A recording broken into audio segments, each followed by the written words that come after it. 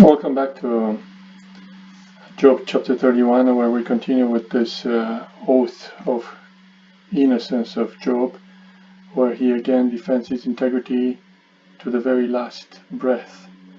And now he continues with this section which Anderson calls it miserliness. In other words, he wasn't cheap.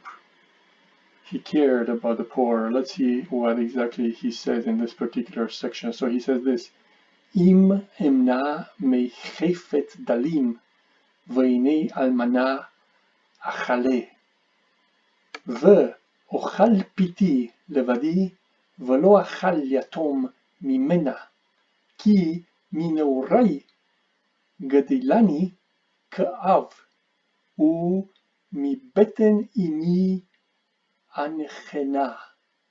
So now notice what he's telling. He's talking, of course, probably you notice that he's talking about the poor here, and he's talking about the widow especially.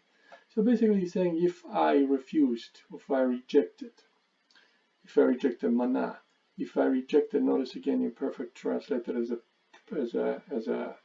a past tense. So this is probably a short imperfect, but we cannot tell from the form.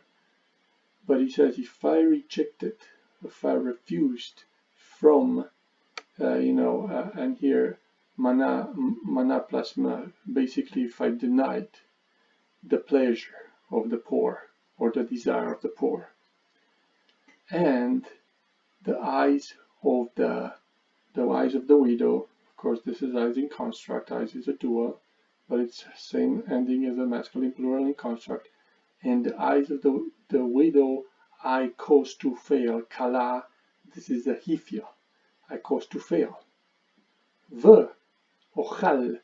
Again, please notice this is also an imperfect plus vav. So this is some call it the vague tol, but notice again it's translated past.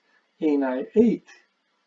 So it's a first common singular imperfect kal from achal. But notice we only have one aleph. We don't have two alephs. So if I ate my bread piti. So we know the word pita. It's most likely related to this pita, referring to that Arabic kind of bread, a bread which is made without yeast. But if my bread I ate levadi in Korean honja, by myself, levadi, velo achal yatom mimena, and the orphan. So notice here the widow and the orphan, the poor includes the widow and the orphan. And the orphan did not eat. This is very simple, cal perfect. From it, from the pita, from this pita, from my piti, piti. And the orphan did not eat from it. Ki minaurai, right? If I have done this, right? But he says, so this is put by some in parentheses. It's put in parentheses. Actually, also the New King James Version puts it in parentheses, the ESV puts it in parentheses, and I noticed that the Holman Christian Standard Bible doesn't put it in parentheses, but translates for. So you would expect then let this happen to me, but here it doesn't happen. Here is just a search for from my youth, Gadilani Ka'av. Basically, he grew up with me. Is translated usually. This knee is understood as kind of like expressing the fact that these persons grew up with me together like a father. But I say this is a little bit obscure. As you see, notice from my youth, the fatherless. So referring back to the yatom, grew up with me as with the father. So you have to supply some verbs here. We have to supply some words here to make it understandable. But most translations do supply the same, carry the same idea. It says, from my youth I raised them, or I raised them as a father. That is also interesting, in which case we will have to amend this. So it would be I raised them instead of I grew up. I think that makes a little bit more sense. And then that way you don't have to supply that many words. So it makes more sense if you say For my youth, I raised him, but then you have to change this consonant to a no. I raised him. And it's possible that this may be an error here, like a father. And from my mother's womb, from the womb of my mother, I guided her. So please notice, I guided her, now referring back to the widow. And most people translate, I guided the widow. But literally it says, I guided her. So referring to both, I took care of both of the orphan, and I took care of both of the orphan and of the widow. That is the idea. But in other words, Job is saying, look, I was not a miser. I was not somebody who was cheap, who just kept my bread and my goods for myself. No, I took care of both the widow and the orphan. And he continues now in verse 19 here by saying, Im oved mibli lavush v'ein kasut le'evion im lo beirachuni chalatzo u migez kavasai it chamam im hanifroti al yatom yadi ki vasha'ar ezrati ktefi משכמה תיפול ועזרועי מקנה תשבר כי פחד אלי עד ומסעיתו לא אוכל. So here actually we will notice that these ims will continue. If, then this may happen to me. But notice here these three conditions in a row. So basically, he continues here and saying, if I saw, again, if I saw, or if I've seen, oved mibli lavush, oved, somebody perishing. Notice this is like a collective person, one perishing, and again, it can be written without the vav. Somebody perishing because it didn't have clothing. Because he didn't have clothing, right? For lack of clothing, mi bali levush. This is without, translated here, without. So if I saw somebody perishing because he had no clothing, or because there was no covering, kasut, this is from the verb kasa, or because there was no covering to the poor, so we saw the word for poor dal, and now we see the edion. And then he continues, if they did not bless me, basically, if they did not bless me, this is a PL, they bless me, chalatzo, if they did not bless me, chalatzo umigez kavasai it chamam. So this, many translated this, if they didn't bless me, verse 20, or if his body did not bless me, some translate this, and if he was not warmed with the fleece of my sheep, here's this, to be warmed with the fleece of my sheep, but it's a little bit harder to make sense of this chalatz, and I didn't put it for you here in these notes, so I'm just gonna draw your attention here that try to make sense what this chalatz means in this particular context. But it's fairly clear that we are dealing with a word that has a third masculine singular, a singular pronominal suffix. So, and also, please look up in the dictionary the meaning of gaze. Also, I didn't look for it. But it is, of course, it's the word for sheep that is translated this. So this is from the fleece of my sheep. They didn't warm up. Again, make sure you also look at the textual notes on this particular thing in the BHS, because that can help sometimes with the changes. And of course, we can discuss that in class if you'd like. But then he continues, and if hanifchoti al yatom yadi. So basically, he translates and he goes on, if I have raised my hand against the fatherless, again against the orphan, if I have raised my hand, and here you also have to look for the correct verbal root, but it's clearly we're dealing with a he feel perfect. If I have raised my hand against the orphan because I saw, notice again, arre, translated with the past tense, or it's usually understood as a perfect, because I saw in the gate Ezrati, my help. In other words, I did something bad to the orphan and to the poor because I knew that I was stronger and I had help in the gate. In the gate, of course, where the leaders are. Then he says the following, Katefi, literally my shoulder blade, Mishichma tipol. So the question is, how do we translate this? Do we translate it modal? Let it fall, let my shoulder blade fall then.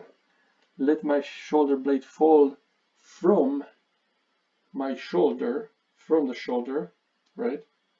And ezroi, and my arm, this is the word for arm, mikana tishaber.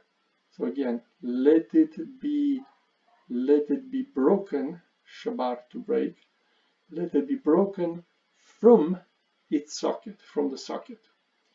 So basically, this is a very serious curse, we could call it. You know, if I have done these things to the poor, and especially to the widow and to the orphan, then, you know, basically may my shoulder and my arms be broken. This is what he's talking about. And of course, we have some rare words here, especially kana as socket, referring to the socket of the arm.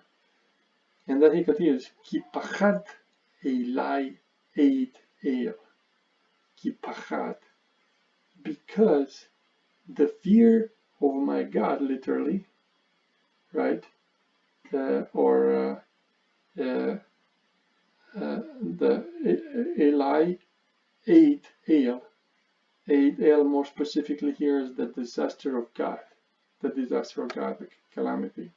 So because in the terror, Eli, I think this is simply the preposition el plus my, and again, it's difficult to understand, but pachad is like terror, because terror to me from the calamity of God, u miseito lo chal, and from, literally from his lifting, lo chal, I would not be able, literally, I will not be able to overcome his majesty. Some understand this. Notice, for example, ESV, for I was in terror of calamity from God. Ki pachad elai eid el. This is, of course, the eid el is the calamity, disaster of God. And basically, Job is saying, I was in the calamity or terror. Pachad is the idea of fear, of a great fear. I would have this great fear of the calamity of God if I would do something like this, and I would not be able to withstand, I would not be able to overcome his majesty, his lifting. Literally, his lifting, but most understand it as his majesty. Other translations, for example, the Homo Christian translates like this, for disaster from God terrifies me. Again, as I mentioned, this is the idea of terror. For terror to me, because of the disaster of God. And then it translates, and because of his majesty, I could not do these things, provide this. I was not able to do these things because of his majesty. So again, it's very, very interesting how Job explains his integrity. He's explaining his integrity because he knows, we saw earlier, that there is a God. he's explaining his integrity because he knows that the same God created the poor and the rich.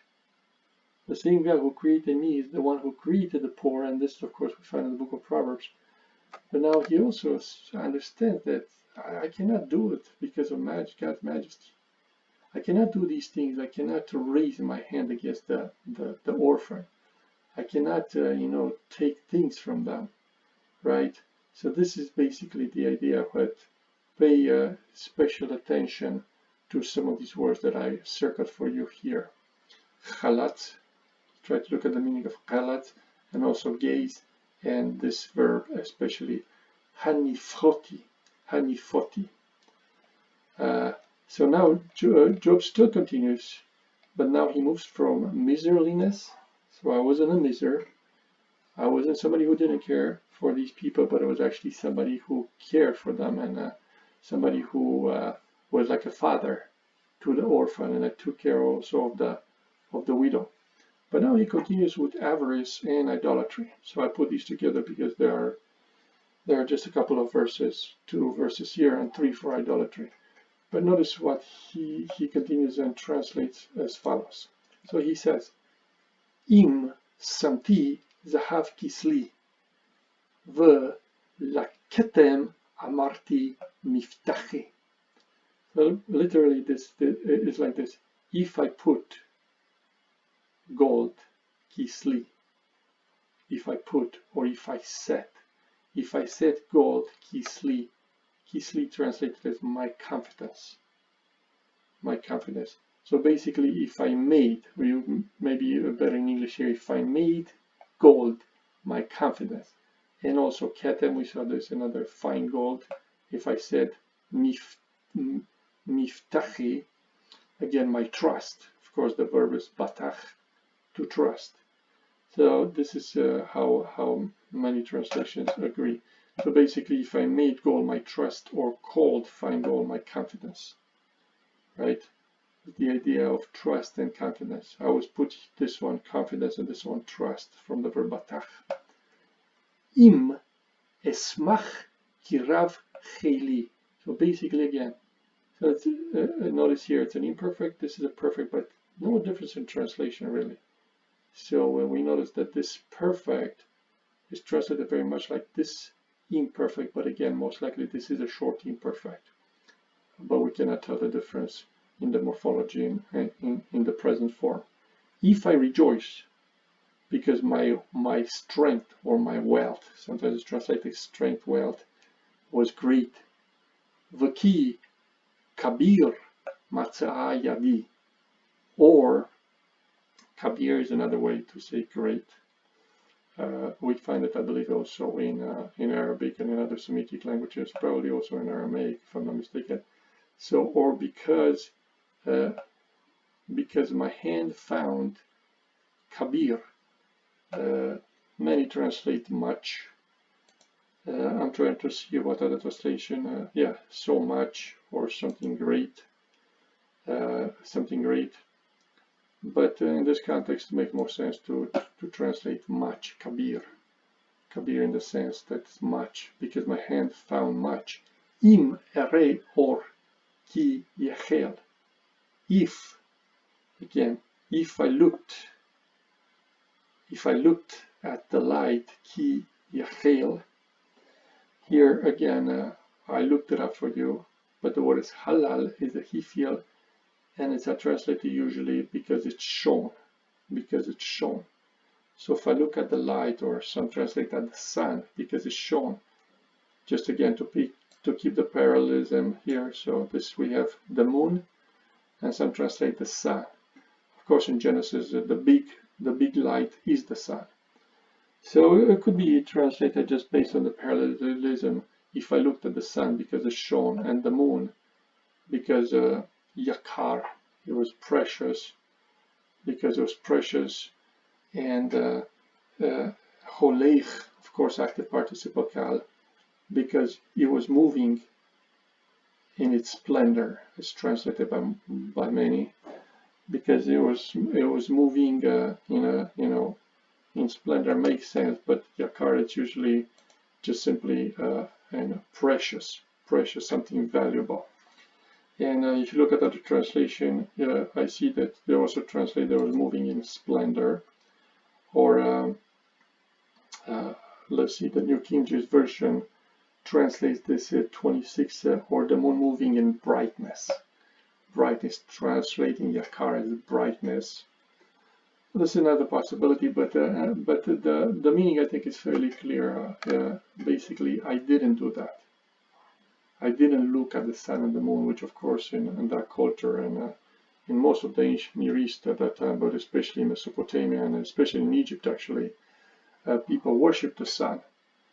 And of course we know also at Ur and Haran, the worship of the moon and the sun god Shamash and so on. But he says, no, I didn't do it. But if I did this, notice what he says, Vayifti baseiter libi vatishak yadi lefi. Or, he continues, if, he continues to see, it says in verse 27, if my heart has been secretly enticed, again, here we have patah, literally, if my heart was deceived in hiding, satar, satar is to hide, if my heart was basically deceived or enticed in a secret place, in hiding, and my hand kissed my mouth, literally, nashak, this is of course nashak to kiss, and if my hand kissed my mouth, this is the literal translation here, and we will have to search and see what this means, but most likely probably you intuitively understand that this is a gesture that shows worship toward the sun and the moon.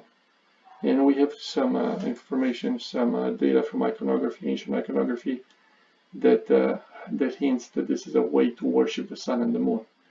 But again, he says, if I did this, with the understanding, of course, I didn't do it. But then, he says, he continues, Gamhu avon palili, ki chashti l'el mima'al. Then, this would be avon, again, an iniquity, palili, and we saw before palili, and palili usually connected with judges. So again, this would be like an iniquity that requires judgment. Again, ESV translated to be punished by the judges. It's the idea of iniquity in which judges should pronounce a guilty verdict. Ki chashti, again, because I was false, kachash, it's a PL, because I was false to the God above. To the God above. Ma'al is above. Mima'al, from above. To God above. So again, the meaning of what Job is trying to say, I did not do these things. I did not put my confidence. I'm not sure exactly why Anderson calls it avarice. I think most of this section has to do with idolatry, basically. I didn't put my trust in silver and gold. And I didn't rejoice in the wealth that I have and the stuff that I had. I didn't put my trust in material things. More importantly, I didn't worship the sun and the moon. I didn't worship other gods. I wasn't enticed by them, because that would be a great iniquity. It would be a great iniquity, and I would be false to the God above, but I wasn't like that. So again, Job continues. So again, Palilim, we noticed before from Palilim, but the understanding is there's something belonging to the judge, maybe something to be assessed, some recommend. But it would be, again, the idea is that this would be also an iniquity that should go before the judge, that should be punished by the judge, more importantly. But again, Job is saying, I did not do these things. And now he continues with vindictiveness and parsimony. So make sure you study this section very well.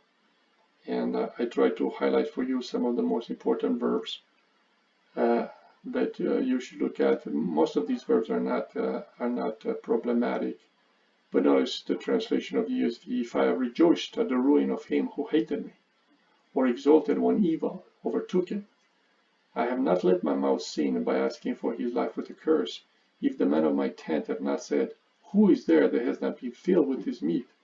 The sojourner has not lodged in the street. I have opened my doors to the travelers. So in other words, I was hospitable again. I was not a hypocrite. The next two verses again. If I conceal my transgression as others do, by hiding my iniquity in my heart, because I stood in great fear of the multitude, and the contempt of families terrified me, so that I kept silence and did not go out of doors, so I grew silent and would not go outside. Again, the idea I was not hypocritical. I was not a hypocrite. I didn't conceal my transgressions like others do. And then just some of the verbs, some of the words that you might want to take a look at, especially chov here, because we have this chuvi, my shirt pocket probably, Job 31, 33. And then Job continues with this section, oh, that I had one to hear me. Here is my signature, let the Almighty answer me. So, and I put actually the Hebrew here. Mi iten li. Again, we've seen this expression many times. Oh, that this happened. Oh, that. Mi iten li shomea. Who will give to me a hearing, right? Li hen tavi shaddai yanein. So here, behold, tavi. Tav, of course, is the letter tav, and it's also understood as a mark. It's just like a cross. The ancient type is like a cross. So here is my mark. Let Shaddai answer me. V'sefer katav ish rivi. And Sefer katav, a book he wrote. Who? Ish rivi. Ish rivi. It's basically translated this. Literally, this means the man of my lawsuit. The man of my lawsuit. But here is translated, is written by my adversary, the man of my lawsuit, by my adversary. Other says that my prosecutor. Who's the man of my lawsuit? Is it my adversary or my prosecutor? Again, it's open to interpretation. But Job continues and says, surely I would carry it on my shoulder and I would bind it on me as a crown. I would give him an account of all my steps like a prince. I would approach him. And then he continues and says, I did not do any exploitation. I'm not guilty of any exploitation. So take a look at the whole chapter. But I want to just say a few things about this particular section because this is, of course, very important. So what is happening here, again, in this chapter, Job stands very firm in his integrity. He asserts his integrity. And you cannot read this chapter without understanding the courage. What kind of courage he's got, how courageous he is, how much he believes in his integrity, and what kind of a faith in God he has, if you think about it. He still has faith in God and in God's integrity and goodness because, you know, he's risking so much to challenge God. Again, he's going to learn later that he was ignorant about how God runs the world. But still, we must appreciate in Job that he believes in his integrity, he believes in the justice of God, and his face is turned toward God. Again, he challenges God, and he maintains his integrity all the way to the end. All the way to the end. This is his final challenge. And again, I like very much what he says here. Here is my signature. Here is my signature, my tavi, my mark. My tavi, and one translation says this: I've had my say from A to Z because, of course, tav is the last letter of the Hebrew alphabet. It's a little bit fanciful, but in a sense, it kind of contains what Job is trying to say. Look, I've had my say from A to Z, and here's my indictment, and I'm proud to carry this document, this entitlement on my shoulder. I want to wear it as a crown like a prince. So again, he's not abashed. He's not timid. He's not humble. He's belligerent to the last. He wants his case to be settled. And he's ready to challenge God. Now we will see what happens, and of course, in the next few chapters. and we will see if God answers Job and what God's answer to Job is going to be. But please take a look at this chapter and study very carefully, especially the section that I did not have time to cover in more detail. And make sure you translate the Hebrew text to the best of your ability. Thank you.